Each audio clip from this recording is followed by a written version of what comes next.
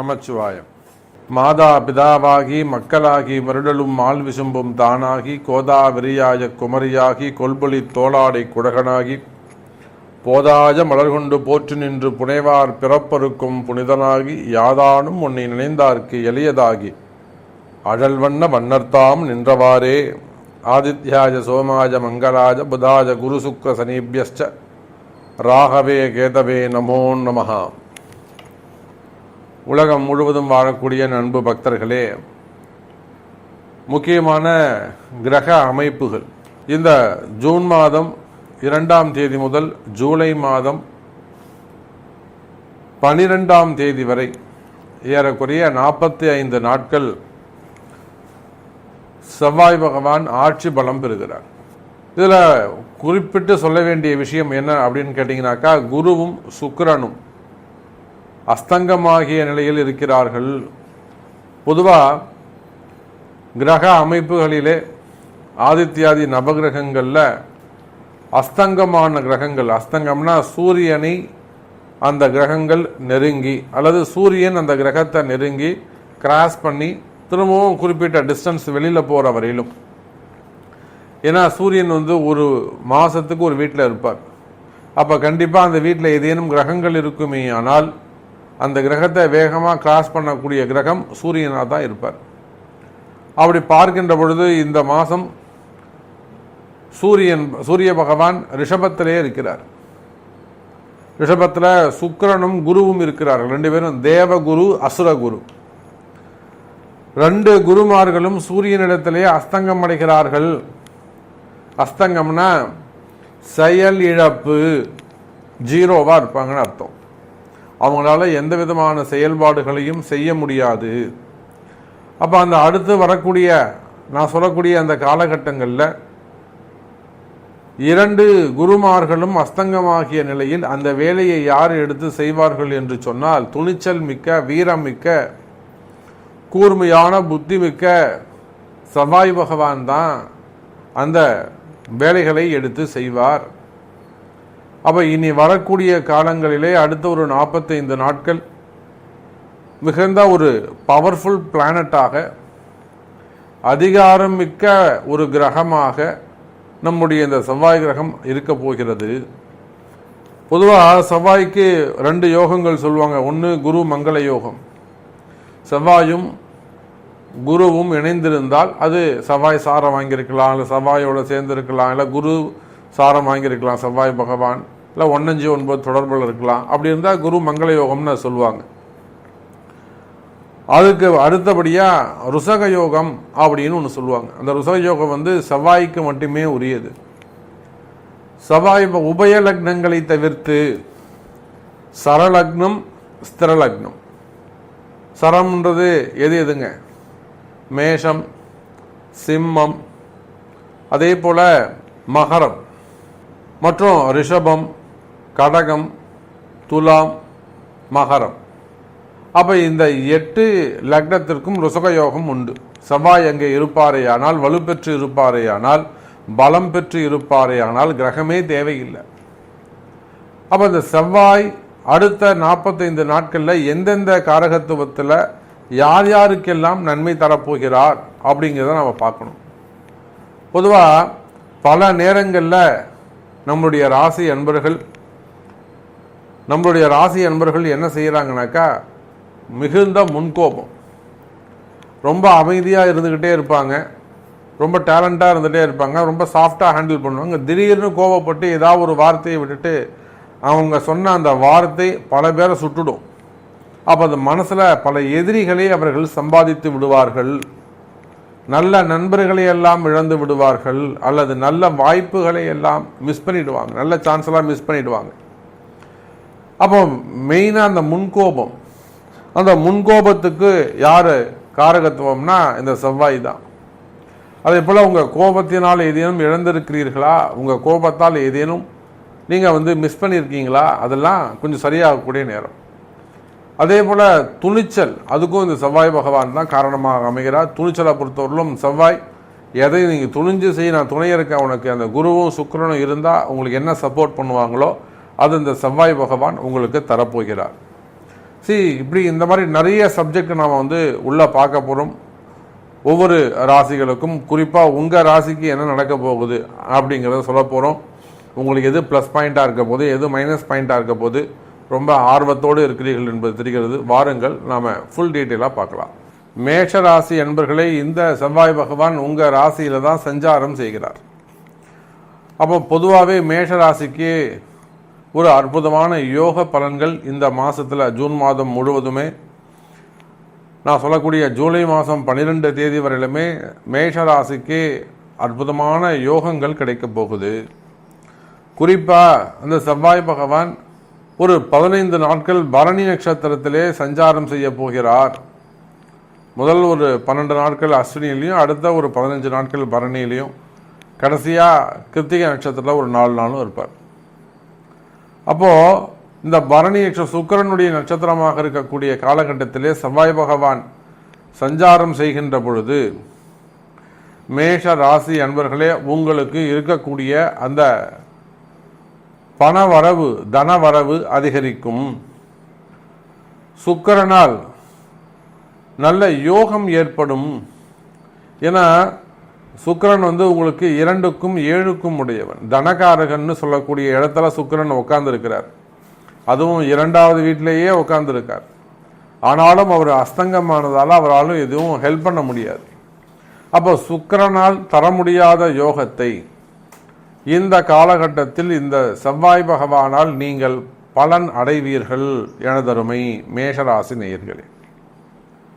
எந்தெந்த துறையை சார்ந்தவங்களுக்கு, எந்தெந்த உத்தியோகம் செய்யக்கூடியவர்களுக்கெல்லாம் இந்த செவ்வாய் அதிகமாக நல்லது செய்வார் அப்படின்னாக்கா, இப்போ கூட எனக்கு ஒரு காவல்துறை அதிகாரி, உயர்ந்த நிலையில் இருக்கக்கூடியவங்க, ஒரு ஜோனலுக்கு அவங்க தான் ஒரு டிஎஸ்பி ரேஞ்சில் இருக்காங்க வச்சுப்போமே. அந்த ரேஞ்சில் இருக்கக்கூடிய ஒரு அதிகாரி நம்ம கூட ஒரு ஃபோன் செய்திருந்தார். செய்து, சார் நான் இந்த மாதிரி ஒரு இடமாற்றத்தை விரும்பி இருக்கிறேன், அல்லது ஒரு ப்ரமோஷனை விரும்பி இருக்கிறேன், எனக்கு இது கிடைக்கணும், இது எப்போ சார் நடக்கும் அப்படின்னு சொல்லும்போது இந்த செவ்வாயுடைய பயிற்சியை நம்ம அவங்களுக்கு மனசில் வச்சு சொன்னோம். இந்த காலகட்டங்களில் நடக்கும் சார், காத்துருங்க அப்படின்னு நம்ம அவங்களுக்கு சொல்லியிருக்கிறோம். அப்போது குறிப்பாக காவல்துறை அதிகாரிகளுக்கும், பாதுகாப்பு பணியில் ஈடுபட்டிருக்கக்கூடியவர்களுக்கும், இராணுவ அதிகாரிகளுக்கும் மற்றும் சீருடை பணியாளர்கள் யாரெல்லாம் இந்த யூனிஃபார்ம் போடுறாங்களோ அவங்க நர்ஸாக இருக்கலாம், ஸ்டாஃப் நர்ஸாக இருக்கலாம், டாக்டர்ஸாக இருக்கலாம், அட்வொகேட்ஸாக இருக்கலாம், ஜட்ஜஸாக இருக்கலாம். அப்புறம் யாரெல்லாம் அந்த யூனிஃபார்ம் போடுவாங்க நீங்கள் கொஞ்சம் யூகிச்சு பாருங்கள். நமக்கு தெரிஞ்சு காவல்துறை அதிகாரிகள் யூனிஃபார்ம் போடுறாங்க, சீருடை பணியாளர்கள்னே அவங்களுக்கு பேர், உயர் அதிகாரிகள் வரையிலும். இப்போ அது மாதிரி யூனிஃபார்ம் போடக்கூடிய அரசு உத்தியோகம் செய்யக்கூடியவர்கள், இல்லை அரசாங்க அதிகாரிகள்.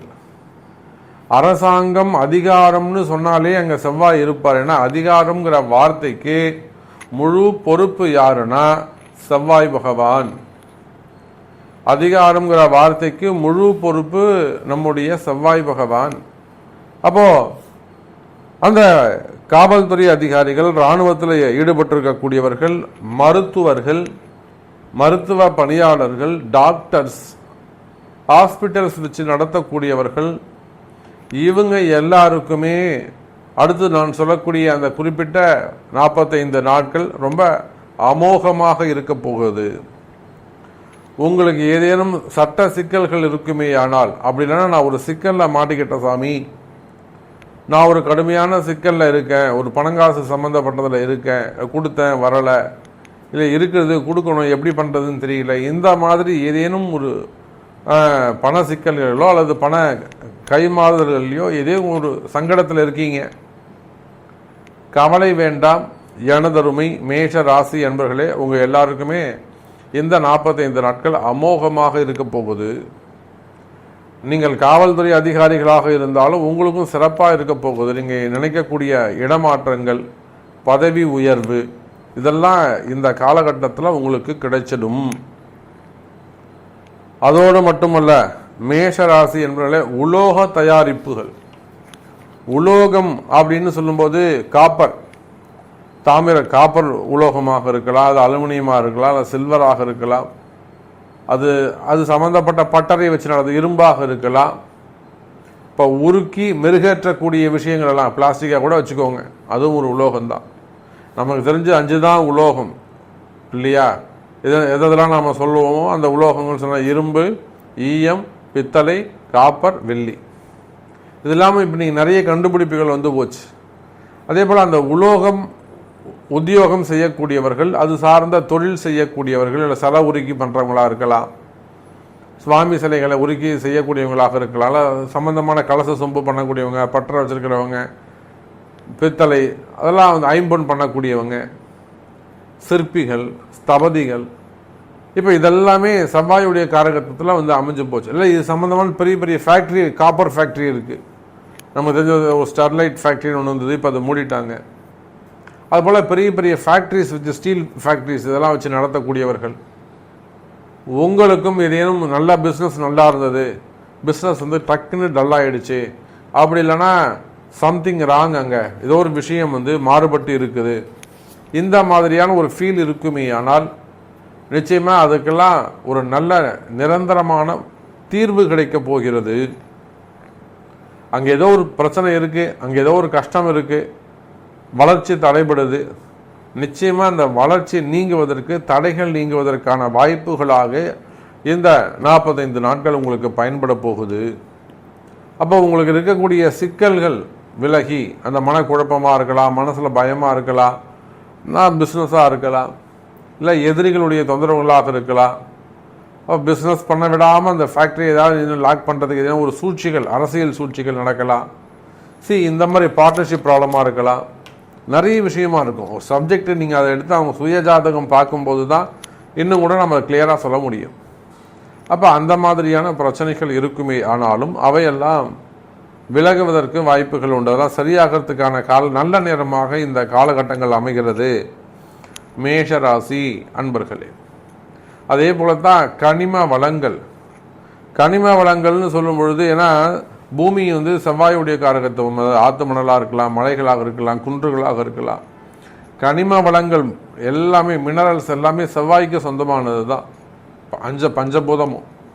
அப்போ அது மாதிரி கல்குவாரிகள் வச்சு நடத்தக்கூடியவங்க, லாரி அந்த மாதிரிலாம் வச்சு பிஸ்னஸ் பண்ணக்கூடியவங்க, டிரான்ஸ்போர்ட் பண்ணக்கூடியவங்க, ஸோ டெண்டர் பிஸ்னஸ் பண்ணக்கூடியவங்க, ரோடு கான்ட்ராக்டு, பில்டிங் கான்ட்ராக்ட்ஸு, அது வந்து ட்ரைனேஜ் கான்ட்ராக்ட்ஸ் அதெல்லாம் எடுத்து செய்யக்கூடியவங்க. அப்போ அது மாதிரி கட்டுமான நிறுவனங்கள், அதே போல் கனிம நிறுவனம், கனிம வளங்கள், இது சார்ந்த தொழில் செய்யக்கூடியவங்களுக்கெல்லாம் எனதருமை மேஷராசி அன்பர்களே ரொம்ப அற்புதமான முறையில், சிறப்பான முறையில் இருக்க போகுது. வளர்ச்சி அற்புதமாக இருக்கும். நிறைய நம்ம பார்க்குறோம், இந்த டெண்டர் பிஸ்னஸ் எடுத்து பண்ணக்கூடியவங்களுக்கு நிறைய எதிரிகளுடைய தொந்தரவுகள். யாராவது ஒருத்தர் வந்து பெரிய ஆளாகிறது கொஞ்சம் கூப்பிட்டு மிரட்டுவாங்க, எனக்கு இத்தனை பர்சன்டேஜ் கூட இல்லை, இவ்வளோ பண்ணக்கூடிய எனக்கு, அப்படி இல்லைன்னா வேறு எதுவும் பொய் வழக்குகள் போட்டு அவங்க வந்து கொஞ்சம் சிக்கலில் மாட்ட விட்டுறதுக்கு பார்ப்பாங்க. அப்போ இந்த மாதிரியான பிரச்சனைகளாக இருக்குமே, நீங்கள் செவ்வாய், ராகு இந்த மாதிரி கிரகங்களுக்கான பரிகாரங்கள் செய்து கொள்வது சிறப்பு. ஒரு சண்டி ஹோமம் பண்ணுறதோ, அல்லது வந்து ஒரு சதச்சண்டி பண்ணுறதோ, அல்லது ஒரு சத்து சம்ஹாரம், இது உங்கள் பர்த் சார்ட், உங்கள் பிறப்பு ஜாதகத்தை பொறுத்தது அமையும். இப்போ கூட சேலம் அருகாமையில் இருக்கக்கூடிய ஒரு 14 பிரான்ச் அவங்க வச்சுருக்காங்க. பேர் சொன்னால் எல்லாருக்கும் தெரியும், அதனால் அது வேண்டாம். அவங்களுக்கு நம்ம ஆஸ்பத்திரியில் ஒரு முக்கியமான காலகட்டம், எதிரிகளுடைய தொந்தரவு, சத்ரு சம்ஹார திருசதி ஹோமம் அப்போ நம்ம அவங்களுக்கு செஞ்சு கொடுத்துட்டு வந்திருக்கோம். 3 நாட்கள் அங்கேயே தங்கி 3 நாளும் அந்த பூஜையை சிறப்பாக செய்து கொடுத்துட்டு வந்திருக்கிறோம். அப்போது அந்த மாதிரியான பரிகார ஹோமங்கள், சில பரிகார ஹோமங்கள் செய்து கொள்வது வழிகாட்டுதல் சிறப்பானதாக இருக்கும் மேஷராசி அன்பர்களே. அதே போல் வெளிநாடுகளில் இருக்கக்கூடிய அன்பர்கள், வெளிநாடுகளில் உத்தியோகம் செய்யக்கூடிய அன்பர்கள் முன்கோபத்தை தவிர்ப்பது நல்லது. இந்த சமயத்தில் அது ஃபேமிலியாக இருக்கலாம், ஒர்க் பண்ணக்கூடிய இடமா இருக்கலாம், அல்லது வெளியில் பழகக்கூடிய இடங்களாக இருக்கலாம், முன்கோபத்தை தவிர்ப்பது சிறப்பு. அதோடு மட்டுமல்ல, உங்களுடைய துணிச்சல் பாராட்டுதலுக்குரியது. உங்களுக்கு இன்னும் கூட நல்ல அதிகாரங்கள் கிடைக்கும், நல்ல போஸ்டிங் கிடைக்கும், உங்களுக்கு நல்ல ப்ரமோஷன்ஸ் கிடைக்கிறதுக்கான வாய்ப்புகள் உண்டு. அதே போல் பிஸ்னஸ், உங்களுடைய எதிரிகளுடைய தொந்தரவுகள் குறையும் மேஷராசி அன்பர்களே. அதே போல் விளையாட்டுத்துறையில் இருக்கக்கூடியவங்க, உடற்பயிற்சிகள் வச்சு நடத்தக்கூடியவங்க, லேபை வச்சு நடத்தக்கூடியவர்கள், இன்னும் சொல்லப்போனால் பெண்கள், அதே போல் ஷேர் மார்க்கெட்டு, ஸ்டாக் மார்க்கெட்டு இதிலெல்லாம் கொஞ்சம் இன்வெஸ்ட் பண்ணியிருக்கிறவங்க, அதில் போய் சட்ட சிக்கலில் மாட்டிக்கிட்டவங்க, நான் தான் சாமி வாங்கி கொடுத்துருக்கேன், நீ தான் பொறுப்பு, இதெல்லாம் சொல்லக்கூடியவங்க, அதில் ஏதேனும் சட்ட சிக்கல்கள் இருக்குமே ஆனால் அவர்களுக்கு கூட ஒரு சில பரிகாரங்கள் செய்து கொள்வது சிறப்பு. ஸோ எப்படி பார்த்தாலும் மேஷ ராசி அன்பர்களே, இந்த செவ்வாய் பகவானுடைய பெயர்ச்சியால் குரு சுக்கிரனால் தர முடியாத ஒரு சில நல்ல பலன்களை செவ்வாய் பகவான் ருஷயோகம் பெற்று உங்களுக்கு கிட்டத்தட்ட ஒரு 90-95% உங்களுக்கு 95% உங்களுக்கு நல்ல சுப பலன்களை தர இருக்கின்றார். இதுக்கு மேலே உங்கள்கிட்ட ஏதேனும் கொஸ்டின்ஸ் இருக்குமே ஆனால் உங்களுடைய பிறப்பு ஜாதகத்தை கொண்டு அதை தெரிந்து கொள்ளுங்கள் என்பதை தெரிவித்துக் கொண்டு, நல்ல நேரம் உங்களுக்காக காத்திருக்கிறது, நன்மையே நடக்கும். மீண்டும் வேறொரு அற்புதமான பதிவில் உங்களை சந்திக்கிறேன் என்று சொல்லிக்கொண்டு, ஜெய் வாராகி, ஜெய் ஜெய் வாராகி.